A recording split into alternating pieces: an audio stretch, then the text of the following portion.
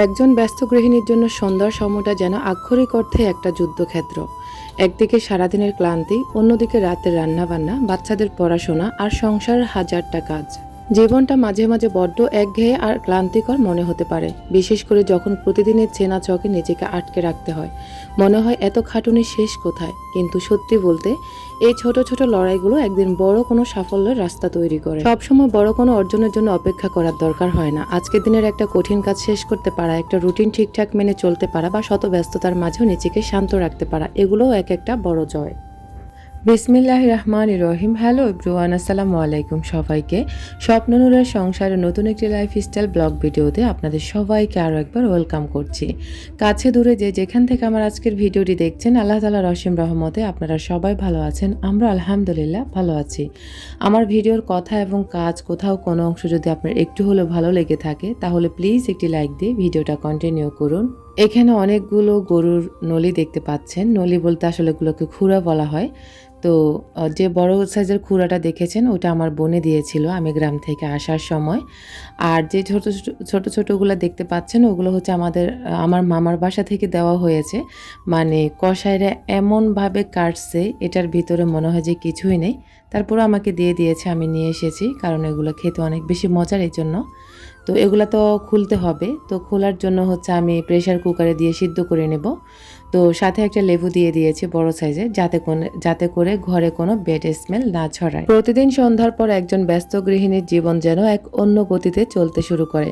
সারাদিনের কাজের একটা বড় অংশ শেষ হলেও সন্ধ্যার পর শুরু হয় আরেক নতুন শিফট। এই বাস্তবতার কিছু চিরচেনা রূপ আজকে আপনাদের সাথে শেয়ার করেছি। আমার নিজের গাছের থেকে তুলসী পাতা উঠিয়ে আজকে হচ্ছে আমি মশলা চা করব। আমার না আসলে যখন গলা বসে যায় কিংবা ঠান্ডা লাগে, আমি কিন্তু প্রায় যখন আমার মাথা ব্যথা করে তখনও কিন্তু এই মশলা চাটা খেয়ে থাকি। তো আমার হচ্ছে গাছের থেকে ফ্রেশ টাটকা তুলসী পাতা নিয়ে এসেছি, আর আগে থেকে পানিটা আমি গরমে দিয়ে গেছি। এখন হচ্ছে আমি এখানে 2টা লং, 2টা গোলমরিচ, তারপরে হচ্ছে 2টা এলাচ, এরপরে হচ্ছে 2-3টা হচ্ছে তুলসী পাতা, ছোট সাইজের পরিমাণে 1 পিস আদা দিয়েছি। দিয়ে এখন চা পাতা পরিমাণ মতো দিয়ে ভালো করে লিকারগুলোকে আমি সিদ্ধ করে নেব।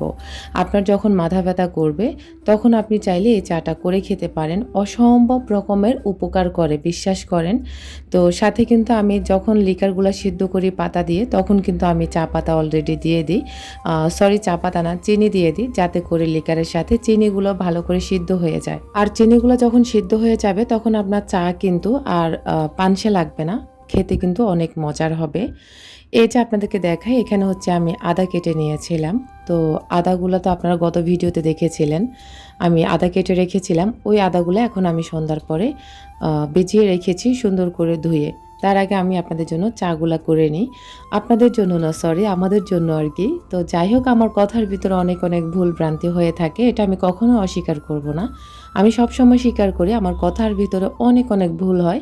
আপনারা আমাকে ভালোবাসেন বলে হচ্ছে অনেকে আমার এই ভুলগুলাকে ক্ষমা করে দেন, অনেকে হাসি দেন, এটা আমি বুঝতে পারি, সত্যি কথা। যারা কিনা রং চা খেতে পারে না কিংবা লিকার চা, এক একজন এক এক নামে ডাকেন, তো ওই চাটা যদি খেতে না চান তাহলে আমি বলবো আপনাদেরকে দুধ চায়ের সাথে এভাবে মশলা দিয়ে সুন্দর করে আপনারা চা করে খাবেন।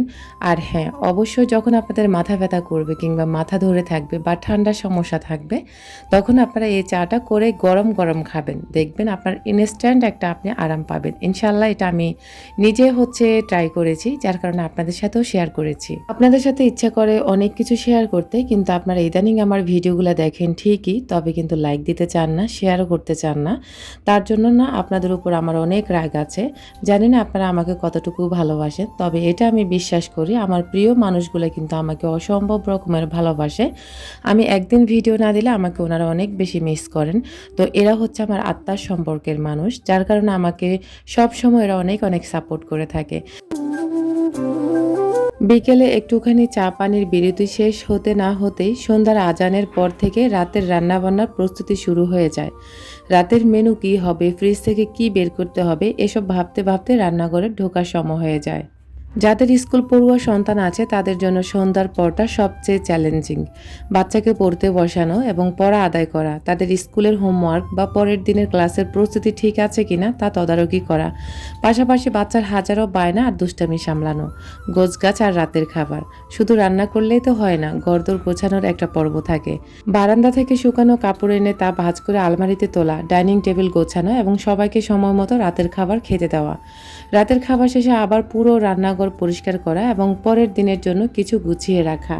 নিজের অসুস্থতাকে আড়াল করা। সারাদিনের খাটুনিতে শরীর যতই ম্যাচ করুক না কেন, মাথা ধরুক বা জ্বর আসুক, সন্ধ্যার পর গৃহিণীদের অসুস্থ হওয়ার ছুটি থাকে না, কারণ তিনি দমে গেলে পুরো ঘরের চাকা থমকে যাবে। তাই এক কাপ কড়া চা খেয়ে বা একটা প্যারাসিটামল গিলে আবার রান্নার জোগাড়ে লেগে পড়তে হয়। সন্ধ্যার পর একজন গৃহিণী আসলে একটা সুপার ওম্যানের চরিত্রে অভিনয় করেন, যেখানে নিজের ক্লান্তি প্রকাশ করার কোনো স্ক্রিপ্ট থাকে না। মধ্যবিত্ত বা নিম্ন মধ্যবিত্তদের বাজেট মেলানোর মানসিক একটা যুদ্ধ থাকে। সন্ধ্যাবেলা যখন বর অফিস থেকে বা বাইরে থেকে আসে, তখন শুধু চা দেওয়াই কাজ নয়, অনেক সময় শুরু হয় সংসারের খরচের হিসাব। এই মাসে গ্যাস বিলটা দেওয়া হয়নি, বাচ্চার গৃহশিক্ষকের বেতন দিতে হবে, চাল ডাল শেষ, কালকের মধ্যে টাকা লাগবে। এই হিসাব মেলাতে গিয়ে রান্নাঘরের গরমের চেয়েও মনের ভেতর উত্তাপ অনেক বেড়ে যায়, যা তিনি কাউকে বুঝতে দেন না। একজন ব্যস্ত গৃহিণীর সন্ধ্যার পরটা কোনো রুটিন নয়, এটা একটা আত্মত্যাগের নীরব গল্প, যেখানে প্রতিটা মিনিট কাটে অন্যর জীবনের স্বাচ্ছন্দ্য নিশ্চিত করতে। বাস্তবতা এটাই, একজন ব্যস্ত গৃহিণীর কাছে সন্ধ্যার পরের সময়টা হলো ক্লান্তি আর কর্তব্যের এক অদ্ভুত মিশ্রণ, যেখানে নিজের ভালো লাগার চেয়ে পরিবারের সবার সুবিধা আর চাহিদাই সবসময় অগ্রাধিকার পায়। আজ যা কঠিন তা কাল অভ্যাস। যে কোনো নতুন অভ্যাস বা পরিবর্তনের শুরুটা সবসময় সবচেয়ে কঠিন হয়। প্রথম কয়েকদিন মনে হবে এটা অসম্ভব, কিন্তু ধৈর্য ধরে টিকে থাকলে একসময় দেখবেন সেই কঠিন কাজটাই আপনাদের জীবনের সহজ একটা অংশ হয়ে গেছে। ক্লান্ত লাগলে একটু জিরিয়ে নেবেন, কিন্তু হাল ছেড়ে দেবেন না। একটা গাড়িও একটানা চললে ইঞ্জিন গরম হয়ে যায়, তারও জ্বালানি আর বিশ্রামের প্রয়োজন হয়। নিজের শরীর ও মনকে একটু সময় দেওয়াটা কোনো অপরাধ নয়, বরং নতুন উদ্যমে কাজ শুরু করার জ্বালানি। পেছন ফিরে তাকিয়ে দেখি অতীতের কত কঠিন সময়, কত রাত আমি পার করে এসেছি, যা তখন আমার কাছে অসম্ভব মনে হয়েছিল, কিন্তু ঠিকই সেগুলো পেরিয়ে আজ এখানে দাঁড়িয়ে আছি। সাফল্য মানে প্রতিদিনের ছোট ছোট প্রচেষ্টার সমষ্টি, যা দিনের পর দিন ধরে করে যাওয়া হয়। সন্ধ্যা 7টা থেকে রাত 10টা 30 পর্যন্ত সন্ধ্যার সবচেয়ে ব্যস্ত সময় এটি, তবে একটু বুদ্ধি খাটালে এই সময়টা কমিয়ে আনা সম্ভব। রাত্রে কি রান্না হবে তা দুপুরের মধ্যে ঠিক করে রাখা ভালো। একবার কাজ করা, কাটাকুটি, বাটা মশলা বের করা, সব একেবারে গুছিয়ে নিয়ে তারপর চুলা চালানো, এতে সময় বাঁচে। পরদিনের জন্য এগিয়ে রাখা। রাতের রান্নাবান্নার পাশাপাশি যদি পরদিনের দুপুরের বা সকালের নাস্তার কোনো প্রস্তুতি, যেমন সবজি কেটে রাখা বা আটা মেখে রাখা, এগিয়ে রাখা যায়। সন্ধ্যার পরে বা ছুটির দিনে আপনারা চাইলে আপনাদের বাটা মশলা বা মাংস ম্যারিনেট করা রাখা বা কিছু সবজি কেটে ফ্রোজেন করে রাখলে সপ্তাহের কাজের চাপ অনেকাংশে অর্ধেকটাই কমে যায়। আদা ব্লেন্ড করার পরে এখন আমি ব্লেন্ডারটা আমার এই র্যাকে রেখে দিয়েছি, আর এই র্যাকটা অনেক বেশি ময়লা হয়ে আছে ভিতরে, এটাকে পরিষ্কার করতে হবে একদিন। এদিক দিয়ে এখন আমার এই রুমের সমস্ত কাজ বাজ শেষ। এখন আমি লাইটগুলো অফ করে দিয়েছি, যাতে করে আমার বিদ্যুৎ বিলটা অপচয় না হয়। প্রাকৃতিক ভেষজ 45টিরও বেশি উপাদান দিয়ে আপনাদের জন্য নূর অর্গানিক হেয়ার অয়েল তৈরি করেছি।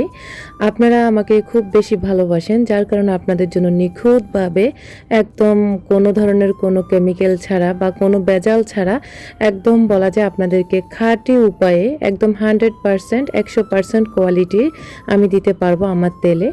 এই খাঁটি উপায়ে আপনাদের জন্য আমি নূর অর্গানিক হেয়ার অয়েল তৈরি করেছি, যেখানে কিনা ফ্রেশ টাটকা যে জিনিসগুলো থাকে সেগুলো খুঁজে খুঁজে আপনাদের জন্য তেল তৈরি করেছি, যাতে করে আমার তেলের মধ্যে কোনো ধরনের 2 নম্বরই না থাকে বা কোনো ধরনের আপনারা ভেজালযুক্ত তেল কিনতে না পারেন। আমার থেকে আপনারা 100% পিওর তেলটাই পাচ্ছেন। যাদের তেল লাগবে তারা আমার সাথে যোগাযোগ করতে পারেন। আর যাদের কাছে আমার তেলের প্রাইসটা বেশি মনে হবে, আমি আপনাদেরকে অনুরোধ করব যেখানে আপনারা কমে পাবেন ঠিক সেখান থেকেই নেবেন। আমি সবচেয়ে কম দামে আমি তেল সেল করতেছি, এটা আমি চ্যালেঞ্জ নিতে পারবো।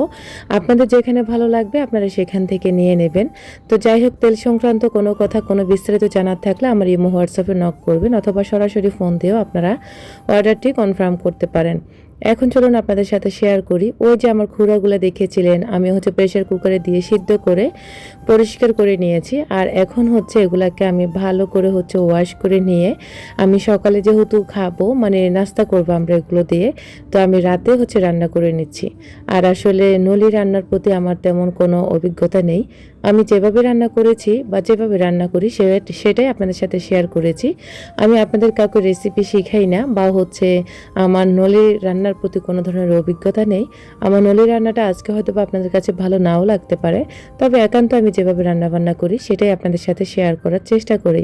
আমার ওই ধরনের আসলে কোনো এক্সপিরিয়েন্স নেই যে আমি বিভিন্ন রেসিপি রান্না করেছি বা খেয়েছি সেটা আপনাদের সাথে শেয়ার করেছি। তবে আমার সাদামাটা রেসিপিগুলো বা সাধারণ যে রেসিপি রেগুলার যারা রান্নাবান্না করেন সেই রেসিপিগুলোর উপরে আমার অনেক বেশি অভিজ্ঞতা আছে, সেগুলাই আমি রান্নাবান্না করি আর ভিডিওতে শেয়ার করি। আর আপনারা অনেক অনেক পছন্দ করেন আলহামদুলিল্লাহ। তবে আজকের নলি রান্নাটা যদি আপনাদের মানে চড়ানোটা কেমন হয়েছে যদি পছন্দ হয় অবশ্যই কমেন্ট করবেন। আমার নলি রান্নার প্রতি কোনো ধরনের এক্সপিরিয়েন্স নেই, যার কারণে আমি যেভাবে পেরেছি সেভাবে রান্না করে ফেলেছি। খেতে পারলেই তো হয়েছে আর মজা হলেই হয়েছে, এটাই তো আমার কথা। ওই দিক দিয়ে চুলাতে আমি হচ্ছে প্রেসার কুকারে নলিটা বসিয়ে দিয়ে এখন হচ্ছে বেসিনে যে অতিরিক্ত থালা প্লেট কাপ জমে গেছে, ও যে দেখতে পেলেন আমরা হচ্ছে চা খেলাম, তারপরে হচ্ছে আদা রসুন ব্লেন্ড করলাম, তো অনেক অনেক থালা বাসন হয়ে যায়। এটা আসলে প্রতিদিনেরই কাজ।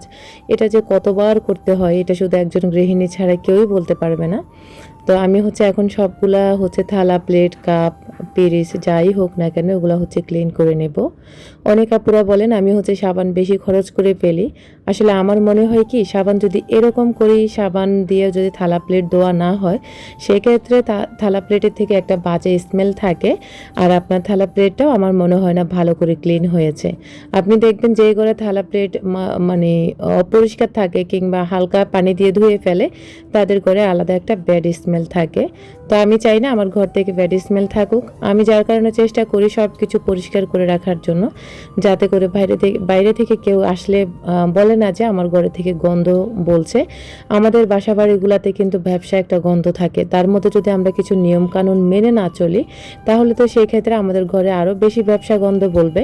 যার কারণে হচ্ছে ছোট ছোট টিপস কিন্তু অবলম্বন করা ভালো। তো আমি আসলে এভাবে থালা প্লেট ধুইতে পছন্দ করি।